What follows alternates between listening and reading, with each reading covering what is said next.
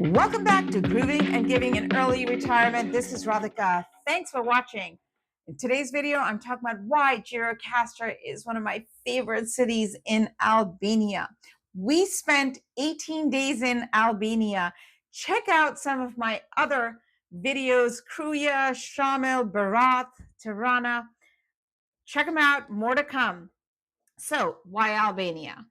Well, first of all, John, my husband, is a professional photographer who focuses on travel photography. And when we got the invitation from my ex-colleague and friend Rakesh to come to Albania, we jumped on it. John jumped on it.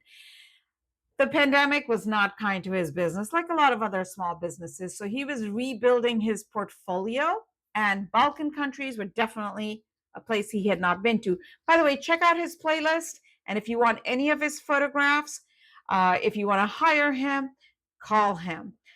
Also, check out his Antarctica playlist. And by the way, if you want a coaching one-on-one session with him, contact him. Also, check out Rakesh's Peace Corps service experience. He was in Fushkruya for 2 years. And while he was there, he did projects for us. Now, Rakesh has done projects for us in India, in Nairobi, in the US. So while he was in Albania, he definitely jumped on the chance to collaborate with us to provide shoes and socks to children in the Roma community. We also did a second project providing sanitary pads and hygiene items to young women in the Roma and Egyptian communities. So Rakesh is definitely an ally. I left my career to pursue my passions.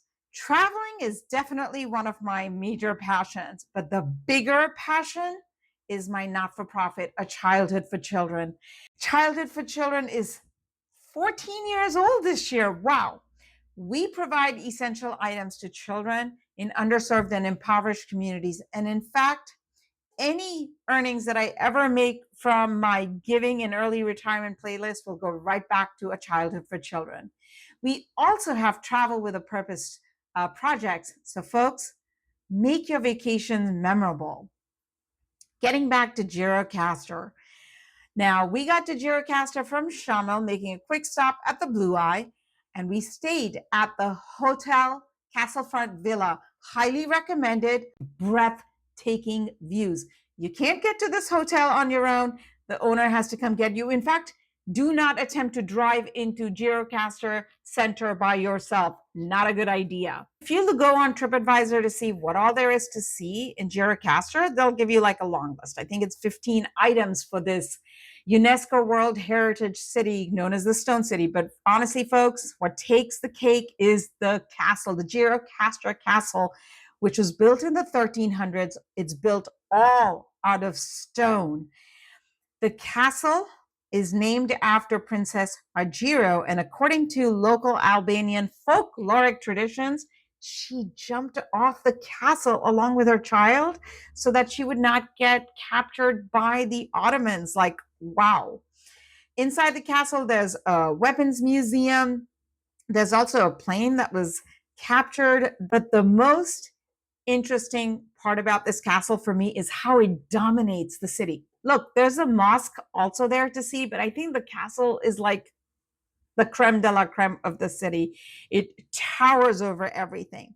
The other really amazing thing about this castle is that it has this stage where the National Folklore Festival has been held since the 1980s. And when you're standing on this stage, surrounded by mountains all around you and beautiful scenery, it is really, truly magnificent, awe-inspiring, breathtaking, whatever words you want to use. And the views from up there looking over the city are also stunning, magnificent. Okay, the other thing that makes this my favorite city is the Ali Pasha Bridge trail hike. We hiked up through the town, and as we climbed up, we started seeing the real life that people live. Now, this is a 200-year-old aqueduct built under the Ali Pasha rule. He was one of the most powerful rulers. It's an easy hike, but definitely wear good shoes to get up there. It's about an hour, or it is as long as you want to make it. My husband, being a professional photographer, definitely takes a lot longer. He spends more time. And so, just take your time, check out the life, check out the streets, check out everything that's going on. Check out the cats that you will find all over the place. If you haven't been to Albania, put it on your list. Albania still has this old world charm, unspoiled feeling about it. Of course, a lot of the cities have the castles, the bazaars, the restaurants, the cafes. For sure, a lot of the old Ottoman houses, which you can go to even in Gjirokastër, it's a budget friendly. I think it's still a budget friendly country. Like our budget, we landed up spending about $103 for both of us. Whereas, like, if you think of Croatia and Slovenia, we definitely got up closer to like $160 a day. Of course, I have 2 hacks on how we manage our expenses. So stay till the end to learn about that. On my next episode, I'm going to be sharing my experience of Shkodër, Komen, and our hike over the Valbonne Pass. Whoa, that's a good one to see. I left my career in the middle of the pandemic to focus on my not-for-profit, and I honestly feel like I am living my dream life.